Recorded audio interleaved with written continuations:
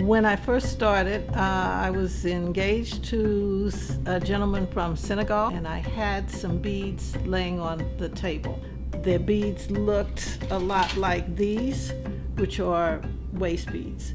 And so when he came to the door, I had them around my neck, and I had 5 strands of them, and I had them in a little knot, and he looked at me and said, "Why are you wearing those beads around your neck?"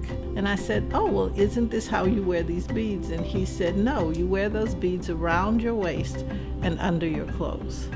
So it's sort of like wearing sexy underwear. It's a West African custom.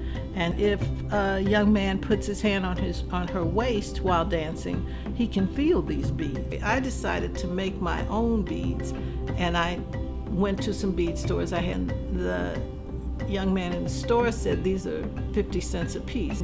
At that point, he explained to me what African trade beads were and how they were traded into Africa for slaves, for minerals, for salt, for all kinds of things, but things that had value, diamonds.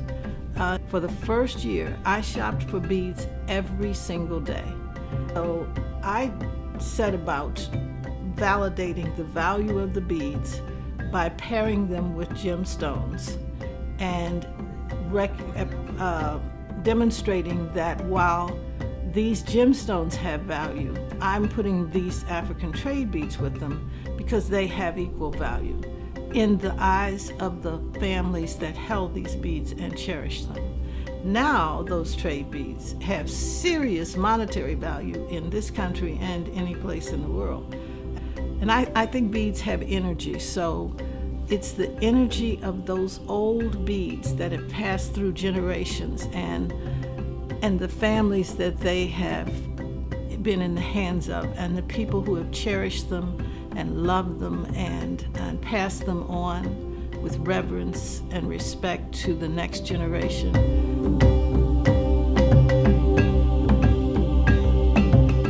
I grew up in a household with artists, so it's in my blood, it's in my DNA.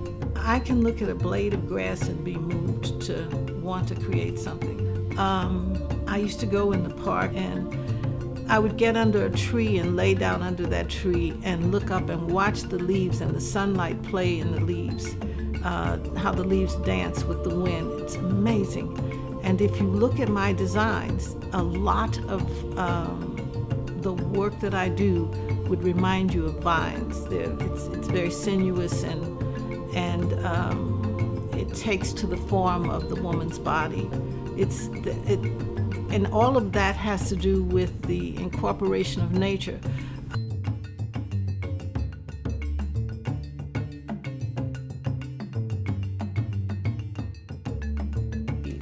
Each of these beads, every single bead I work with, has love in it, it has energy, it has power. I work from my mind, or it really is in my head. And I'll get an idea, and then I have to figure out how to make that a reality. And it's being free to design any way I want. It's being free to respect that little voice in me and listen to her and do what comes from that.